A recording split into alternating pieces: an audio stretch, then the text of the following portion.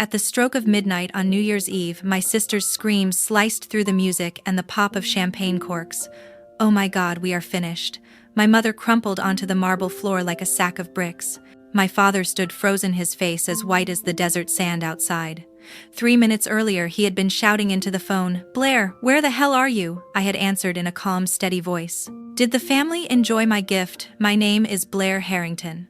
I am 28 years old, and I run a high-end ceramic studio in Phoenix. To the Harringtons of North Scottsdale, the biggest real estate dynasty in Arizona, I have always been the failure who plays in mud for a living. They have spent years reminding me I would never measure up to my brother, the chief financial officer, or my perfect sister. What they did not know was that for the last 3 years, I had been quietly tracking every dollar they tried to hide from me. That one box delivered at exactly 11:30 on the night of December 31st changed everything. And it all started 10 days earlier, when I came home ahead of schedule to help with the biggest New Year's Eve party the desert had ever seen, thinking that maybe, just maybe, this year would be different. At the stroke of midnight on New Year's Eve, my sister's scream cut through the music and the soft pop of champagne bottles. "Oh my God, we are finished." My mother collapsed onto the marble floor like a sack of bricks.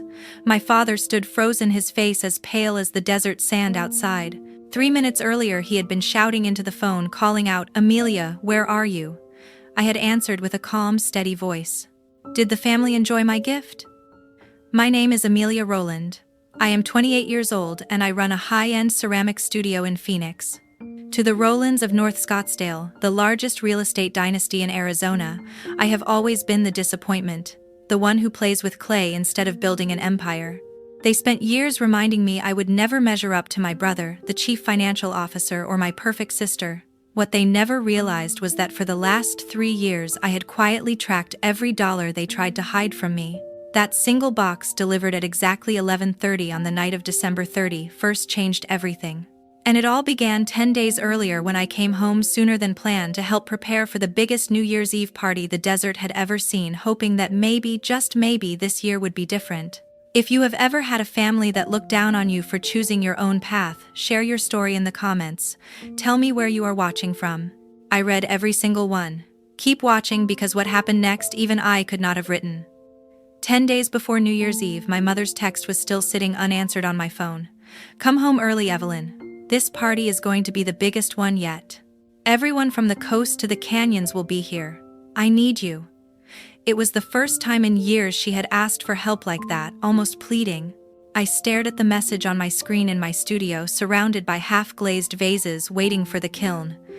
Maybe this was her way of saying things could change. So, I packed a duffel with a few changes of clothes, wrapped the handmade pottery piece I had been saving for my dad, a sleek obsidian bowl etched with saguaro silhouettes, and hit the gas on my old Jeep. The drive from Phoenix to North Scottsdale took just under 2 hours, the Superstition Mountains fading in the rear view as the sprawl gave way to gated estates and endless golf course greens. By late afternoon, I turned onto the long gravel driveway, lined with ironwood trees, the sun dipping low and setting the desert horizon ablaze in orange. The house rose ahead like a fortress of glass and stone, its flat roof disappearing into the McDowell Peaks. Even from the gate, I could see preparations in full motion. Crews in khakis, stringing lights along the infinity pool. A rented fireworks rig rising beside the outdoor amphitheater. Massive white tents covering the back lawn for the overflow crowd. This was not just a party. This was the Rowland family's annual declaration of dominance, drawing developers from Los Angeles, investors from Dallas, and every branch of the family tree that mattered. I parked beside the 6-car garage, grabbed my bag and the wrapped bowl, and headed toward the front doors. They opened before I even knocked. And there stood Rosa, our housekeeper of 15 years, her apron dusted with flour from whatever she was preparing in the kitchen. "Miss Evelyn, look at you. It had been far too long." She pulled me into a quick hug, her silver cross necklace cool against my cheek. Rosa had always been the one bright spot in that house, slipping me extra tamales when my mother was not looking, and asking real questions about my latest glaze experiments. "Your mother is out back with the event planner. Come in, come in." I stepped into the cool marble foyer. The air was scented with fresh sage from the diffusers and something citrusy baking somewhere deep inside the house. The place had been updated again, New abstract desert paintings lined the walls. A massive copper chandelier hung over the staircase, probably costing more than my yearly rent. It hit me the way it always did. This was wealth built on land deals and luxury flips, every square foot shouting control. But I pushed that thought aside, focusing on the bowl in my hands. Maybe my father would finally hold it, feel the weight of the clay I had shaped myself. Rosa guided me through the living room, past floor-to-ceiling windows framing the saguaros outside. Voices drifted from the kitchen, planners calling out orders about ice sculptures and caviar stations. My mother appeared from the hallway, clipboard in hand. Her blonde bob perfectly in place, dressed in white linen like she was already posing for the party photos. "Evelyn, you made it." No hug. Just a quick scan of my jeans and linen shirt like she was evaluating an open house listing. "Guest suites are ready in the East Wing. Your old room is under renovation. We are turning it into a home gym. We need the space for the trainers coming in." The words landed like gravel under tires.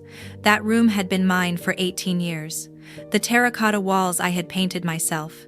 The shelves lined with my first lopsided mugs from high school pottery class. Now it was nothing but space. I swallowed the knot tightening in my throat. "Sounds practical, Mom. I brought something for Dad. Thought he might want to see it before things get chaotic." She barely glanced at the wrapped package in my hands. "He is in his study with Lucas and the others finishing the numbers for the toast speech. Do not interrupt unless it is quick." Her tone was all business, the same tone she used on contractors who underbid. I nodded and walked down the hallway, the bowl feeling heavier with every step. The study door was slightly open, a sliver of warm lamplight spilling across the floor while low voices drifted through the gap. I raised my hand to knock, but my father's words stopped me cold. "Evelyn needs to face facts. That mud hobby of hers is not bringing in more than a few thousand a month, if that. We are doing this for her own good." My breath caught. I froze, hand hovering the bowl, suddenly feeling like solid stone. Through the narrow opening I could see them all. My father, Richard Rowland, leaning back in his leather chair, silver hair glowing under the desk lamp. My mother, Caroline, perched on the armrest, clipboard forgotten. My brother Lucas, 34 years old and already the company's chief financial officer, tapping numbers into a tablet. My sister Naomi, 31, the real estate attorney who could close any deal with a smile and a signature. And across from them, a man in a crisp navy suit I did not recognize.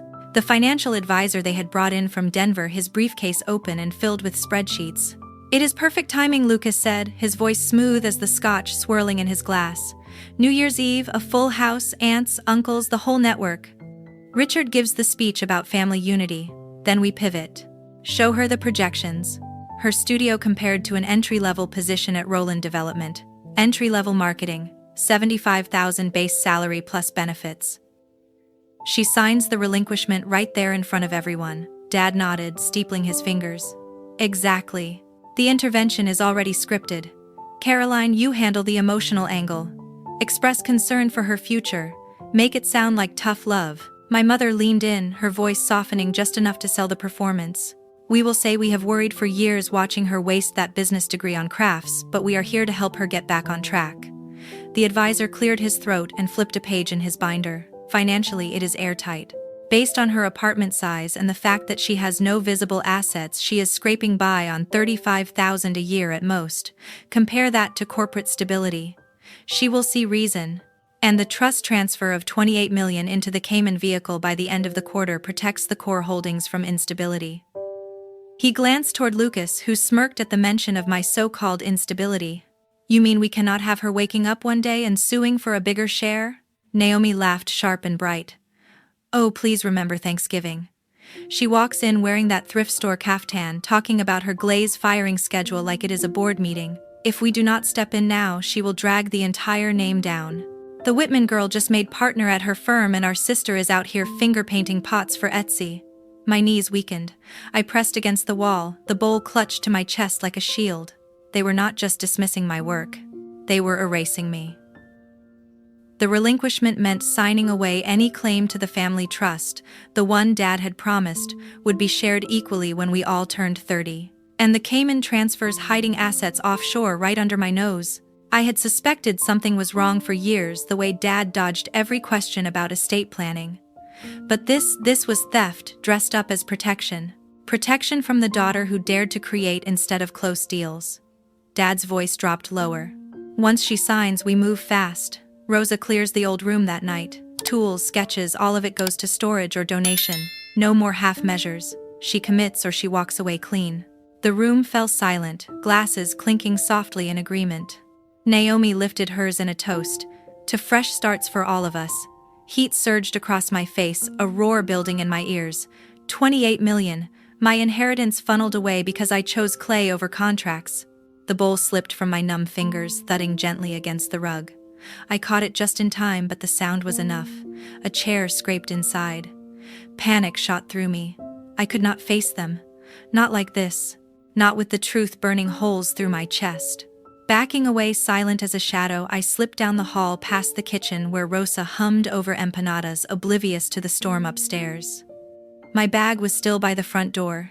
I grabbed it, eased the heavy oak door open, and stepped into the cooling desert night. The Jeep's engine rumbled to life, the soft headlights cutting through the fading dusk as I rolled down the long driveway. No goodbyes. No explanations. Just the hum of tires on blacktop carrying me back toward Phoenix. The wrapped bowl sat on the passenger seat like a lie I could not bring myself to open. I pulled over at the first rest stop off the Interstate 10, my hands shaking too hard to keep driving. The engine ticked as it cooled under a sky crowded with stars. I switched off the headlights and finally let the tears come. Maya answered on the second ring. "Evelyn, it is 2 a.m. Where are you?" I could barely form words.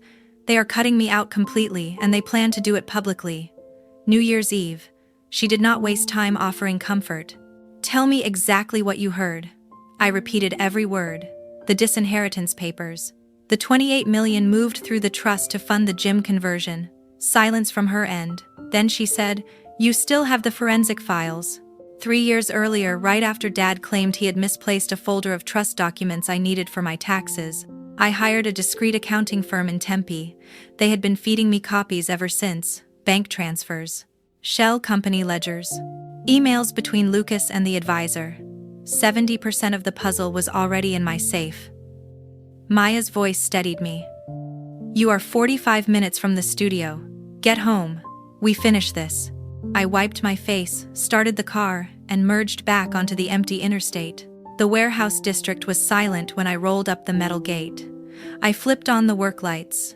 Rows of shelves glowed, empty spaces where pieces had shipped out weeks before. A single kiln still radiated warmth from the day's firing. The whole studio smelled of silica and success, not failure. I kicked off my shoes and went straight to the office corner. The safe sat behind a stack of blank slabs. I turned the combination. The door opened with a soft click. 3 thick expandable folders, 2 encrypted drives, 1 printed timeline covered in red ink. I spread everything across the big table where I usually trimmed bowls. Bank statements showed transfers starting 18 months earlier. Round numbers. Always on Fridays. Always routed through the Caymans. Emails from Lucas to the advisor. Make sure Evelyn never sees these. A draft of the new trust amendment with my name crossed out in black marker. I opened my laptop and pulled up the studio's actual numbers, the ones my family had never bothered to ask about. Last fiscal year, $872,000 in gross revenue. This year on pace for $1.44 million, private commissions from collectors in Dubai and London, and from half the tech wives in San Francisco. All the cash flow I had kept quiet because I did not need their approval. The clock on the wall read 3:12 in the morning. 8 days until the party. 8 days to fill the last 30% of the gaps, tie off every loose end, and package everything in a way none of them would ever forget. I brewed coffee strong enough to strip glaze and began making quiet calls. The forensic accountant answered on the first ring. He had been waiting. A tax attorney I had met at a gallery opening owed me a favor.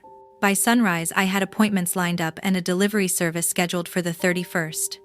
I stood in the middle of the studio as light crept through the high windows. The shelves might look empty to them, but every missing vase, every sold-out collection, had paid for the evidence now covering the table. They wanted to prove I was broke and broken. I was about to prove the opposite and take their entire house of cards down with me. The decision settled in my chest like a perfectly centered lump of clay. No more hoping they would change, no more second-guessing my worth. They had drawn the line in the sand. I was about to bury them in it. The next morning, I was already sitting in my tax attorney's downtown office. Adrian Clark wore the same navy suit he had on the night we met at an opening in Scottsdale. He slid a fresh legal pad across the glass table. "Show me what you have." I dumped 3 folders and both encrypted drives in front of him. He let out a low whistle. "You were not exaggerating. This is a federal case wrapped in a bow. We spent 4 hours cross-referencing every transfer." He flagged the final missing pieces, 2 wire confirmations, and the signed amendment page that officially removed me. His paralegal pulled them from public filings before lunch. By 2 o'clock, the binder stood 200 pages thick, tabbed, highlighted, and notarized in triplicate. 2 encrypted USB drives joined the package, 1 master, 1 backup. Adrian leaned back. "You are sure you want to deliver this on the 31st, 11:30 sharp, right before the countdown?" I said. He did not argue. My next stop was the custom wood shop in South Phoenix I had used for gallery crates. The owner still owed me for a $10,000 installation last spring. I sketched the box on butcher paper: black walnut blind dovetail joints, brass hinges. The Roland crest laser etched onto the lid. The interior lined in charcoal suede, a recessed compartment for the binder, a velvet tray for the drives. He promised completion in 6 days and discreet white glove delivery on the 31st. I paid in cash and left. Back at the studio, I opened the group chat I had kept alive since college. Maya, Tristan, Holly, and Liam, the 4 people who had never once called my work a hobby. I typed, "I need the Red Rock House in Sedona for New Year's Eve. 10 of us maximum. Money does not matter," Maya replied within seconds. "Already booked it last month when you hinted you might bail on your family." "You are welcome." Tristan sent a champagne emoji. Holly dropped the rental link. Liam simply wrote, "We have your back, always." He also mentioned he had booked private chefs, a mixologist, and a local band that played desert rock under the stars. The villa had a heated infinity pool overlooking the canyons, and enough bedrooms so no one had to share. I paid the full amount up front, no cancellations.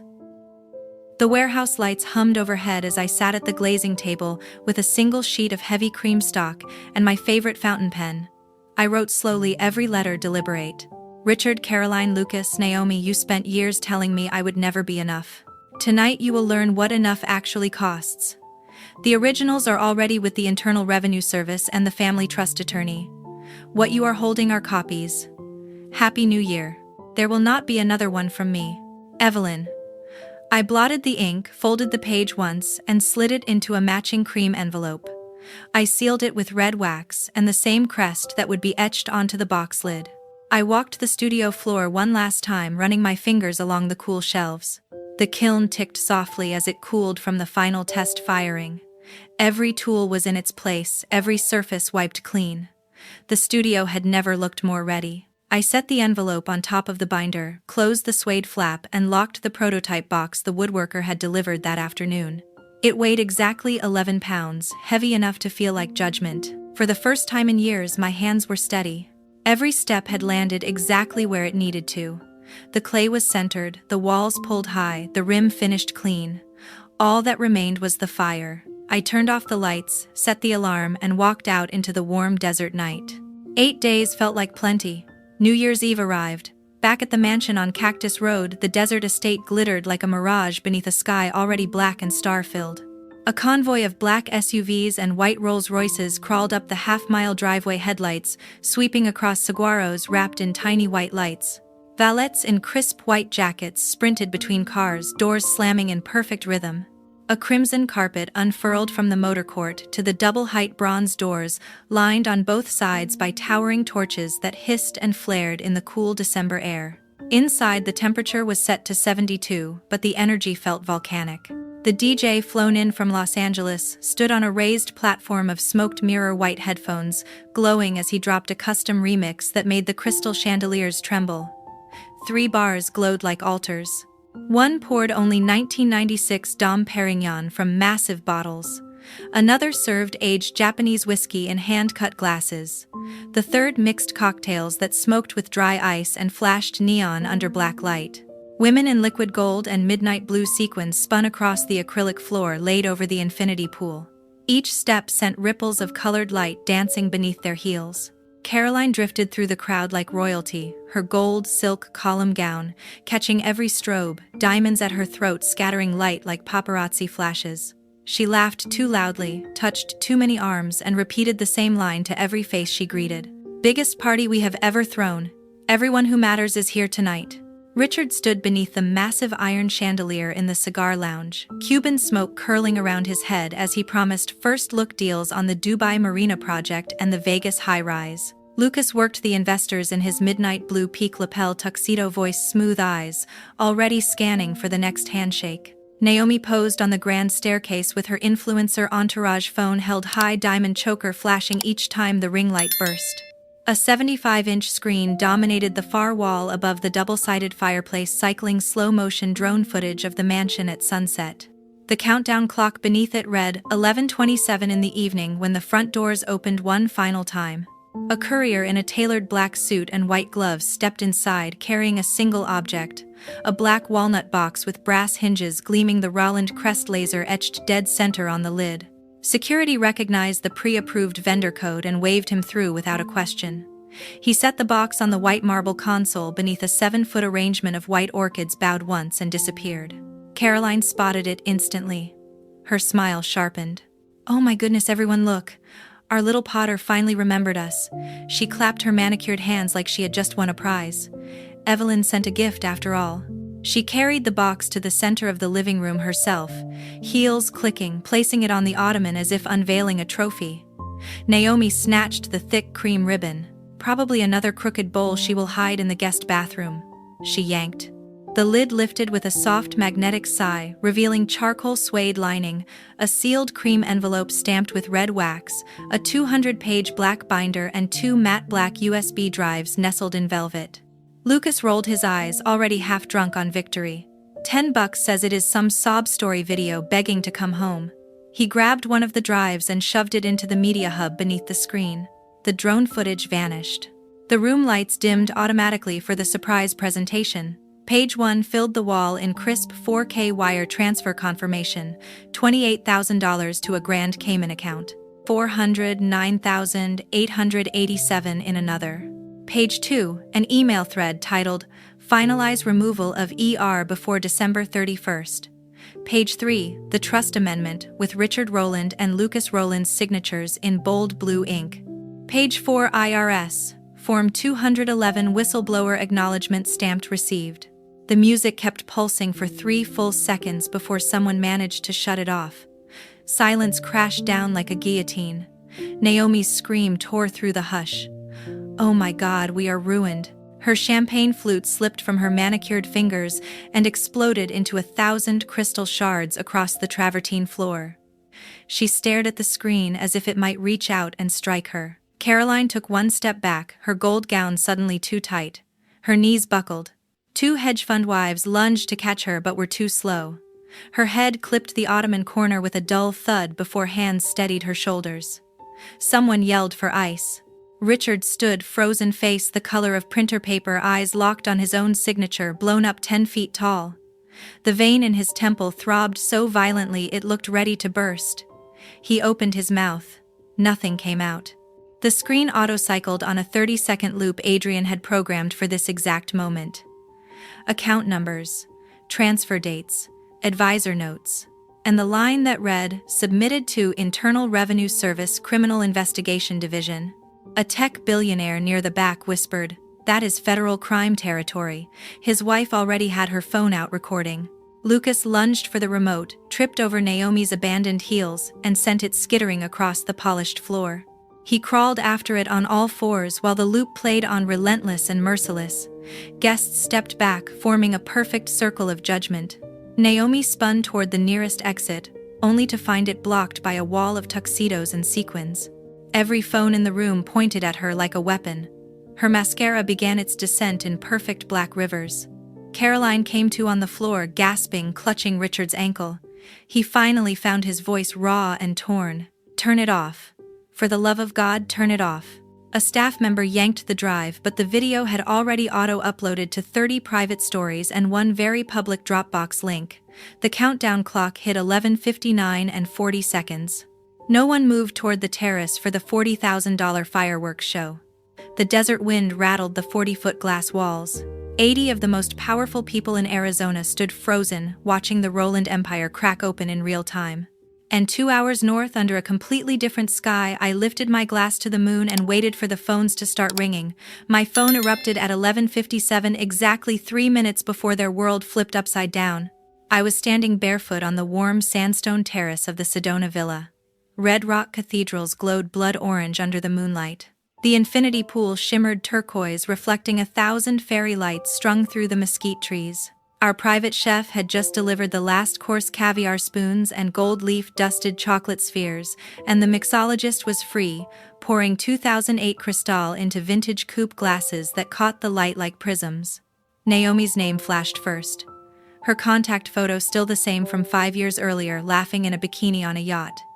I let it ring until voicemail claimed it. Lucas called 30 seconds later. Same fate. Then Caroline. Her face frozen in that too smooth Botox smile from a charity gala years ago. I watched the screen throb against the teak table and did nothing. Last came Richard's name. No photo, just the word Dad in all caps. I answered, tapped speaker, and held the phone high so everyone on the terrace could hear. Maya, Tristan, Holly, Liam, and the rest of our 10-person chosen family formed a loose semicircle behind me. Champagne glasses paused midair. The roar that blasted through the speaker nearly blew it out. "Evelyn, you psychotic, ungrateful little." He was using words I had never heard from him before. The terrace fell completely silent except for the faint thump of the band warming up inside for the countdown. Someone behind me actually laughed, one sharp bark that echoed across the canyon walls. Then Caroline's voice shoved its way through the speaker, high-pitched and cracking. "Baby, baby, please pick up. Please come home. We can say it was a hoax. We can fix everything. You are still our daughter." Naomi screamed over her raw and almost animal. "You jealous, talentless nobody. You just destroyed everything we built." Lucas tried the measured approach though, his voice shook with barely contained panic. "Every major firm in the country is already drafting cease and desists. You will be in federal prison by spring." Then Richard returned colder, now the businessman taking over. "Name your number. 10 million, 20, whatever it takes to make this disappear." I waited until the chaos on the other end finally ran out of oxygen. The wind off the canyon carried the scent of juniper and freedom. I lifted the phone closer to my mouth and spoke slowly, clearly, like Arctic ice. "Listen to me, because this is the last time any of you will ever hear my voice. The moment that box opened, the Roland family died. Not wounded, not resting. Dead and buried. I kept every transfer, every email, every forged page. The Internal Revenue Service has the originals. Your partners have the copies. There is no negotiation table. There is no fix. There is no more daughter, no more sister, no more safety net. You are strangers now. And strangers do not get second chances." Caroline wailed something incoherent about grandchildren she would never meet. Naomi shrieked that I would burn in hell. Lucas threatened to leak my studio finances as if I had anything left to hide. Richard tried one final time, his voice cracking. "You will regret this for the rest of your life." I smiled at the moon. "No, you will." Then I ended the call. The screen went black. I powered the phone down completely, pried out the SIM card with my thumbnail and flicked it into the pool. It vanished with a tiny plink swallowed by turquoise light. Maya handed me a fresh flute, her eyes shining. Inside, behind the glass doors, the bandleader began the countdown. 10, 9, 8. We shouted the numbers together, our voices bouncing off cathedral rock. At 3, our private pyrotechnic team ignited the first shell. At 1, the sky detonated into gold waterfalls, violet chrysanthemums, crimson hearts that bloomed and dripped like slow fire. The canyon walls glowed molten red, then gold, then pure white. Liam threw both arms around my shoulders and yelled something joyful I could not hear over the thunder. Holly jumped into the pool, fully dressed, sequins flashing like fish scales. Tristan's drone captured everything in 4K for an audience of exactly 10. I raised my glass to the explosions overhead and drank until the bubbles burned my throat. The champagne tasted like victory, like oxygen, like the first day of the rest of my life. Much later, after the fires in the outdoor pits had burned low, and the others drifted inside to collapse onto sectionals and guest beds, I stayed on the terrace alone. The canyons had fallen silent again, ancient and unmoved. I leaned against the warm stone railing and spoke into the darkness softly enough that only the desert could hear. Happy New Year, Rollins. Enjoy the consequences. 4 months later, the first certified letter from the Internal Revenue Service landed on the marble console in the foyer of the Cactus Road estate. The return address read, Department of the Treasury, Large Business and International Division. Richard signed for it with a hand that would not stop trembling. Inside was a notice of deficiency for unreported offshore income totaling $28 million. Penalty, 75% fraud assessment plus compounded interest. Grand total owed $21,412,000 and change. Payment deadline 90 days. 2 weeks later, the Dubai Sovereign Fund cancelled the joint venture letter of intent for the new marina resort. A single-line email, in light of recent regulatory concerns, we are withdrawing. The Vegas group followed 48 hours later, citing reputational risk. 2 projects, $400 million in future revenue. Gone overnight. Lucas lasted exactly 9 more days as chief financial officer. The board convened an emergency session and voted him out unanimously. Security escorted him from the building carrying a banker's box and his Harvard diploma. His LinkedIn profile remained frozen on open to new opportunities for weeks. Naomi's husband filed for divorce that same month. His attorney attached copies of the Cayman Trust documents to the petition, claiming half the hidden assets as marital property. The judge froze every account with her name on it pending forensic tracing. Country club memberships lapsed. The Range Rover was repossessed in the club parking lot while she lunched with women who suddenly pretended not to see her. Caroline's social calendar turned into a graveyard. The charity Gala.co chairs quietly removed her name from the invitation. The Phoenix Art Museum board quietly accepted her resignation. Group text chains went silent. The only notifications she received were, "So-and-so has left the group." Her daily tennis foursome dissolved without a single phone call. Grandmother Margaret summoned the 3 of them to her ranch in Paradise Valley. At 91, she still sat ramrod straight in her leather wingback chair. She slid revised estate documents across the coffee table. Richard, Caroline, Lucas, and Naomi were now listed under a single line intentionally omitted. Everything. The ranch. The commercial holdings. The foundation. Redirected to distant cousins and 3 animal rescue charities. Margaret's parting words were simple. You tried to steal from your own blood. Blood remembers. The house itself went on the market 6 weeks later. The listing photos showed the same marble console, the same infinity pool, the same red rock views, only now priced 22% below comparable properties. Buyers circled like vultures, lowballing without shame because everyone in town knew the story. Richard, aged 10 years in 4 months. The silver at his temples turned stark white. Caroline began taking sedatives at lunchtime. Lucas moved into a 2-bedroom condo near Camelback and stopped answering the door. Naomi flew to a wellness retreat in Costa Rica and never returned. The Roland name disappeared from new building cranes. Old signs came down. New letterhead was printed without the family crest. The empire did not collapse in a single night. It bled out slowly, publicly, painfully. And every step of the way the desert watched in silence. By the end of summer, I was on a one-way flight to New York with 6 crates of greenware in the cargo hold. The scandal had done what years of quiet grinding never could. It put my name in places I had never paid to reach. A small show I had done in a Phoenix warehouse the previous winter, 12 pieces invite only, suddenly resurfaced on every art blog from London to Seoul. Headlines that once read, "Roland heiress exposes family fraud," now carried new second lines. She is one of the most exciting ceramicists working today. 3 weeks after the story broke, an email arrived from Elena Maru, director of Gallery Vert in Soho. Subject line, "We would be honored." She flew to Phoenix the very next day, walked through my studio in 5-inch heels without flinching at the clay dust, and offered me an exclusive 3-year contract on the spot. Rent on a 3,200-square-foot raw loft on West 26th was covered. 2 gas kilns, a slab roller, and a ventilation system money could not normally buy were already installed by the time I landed. I moved in September. The Hudson shimmered outside the floor-to-ceiling windows every morning as I threw the first new forms of my life without a last name I hated. Collectors who once ghosted me now begged for spots on my waiting list. Museums requested loans. My prices tripled, then tripled again. None of it felt like revenge. It felt like gravity finally working in my favor. One gray November afternoon, a certified envelope arrived at the gallery desk. Return address: a law firm in Scottsdale. Sender: Richard Rowland. The receptionist signed for it and brought it upstairs. I recognized the handwriting on the front, still perfect, still arrogant. I did not open it. I walked to the post office on 28th, wrote, "Refused return to sender" in bold black marker across the seal, and dropped it back into the system. That was the last time any of them would ever reach me. Winter came early. On the first real snow day, I loaded the new 45-foot kiln for its inaugural firing.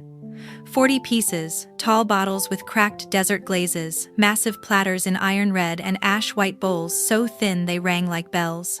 I set the program for cone 10, closed the heavy door and pressed start. The elements glowed orange through the peephole. Outside, snow muffled the city into a hush.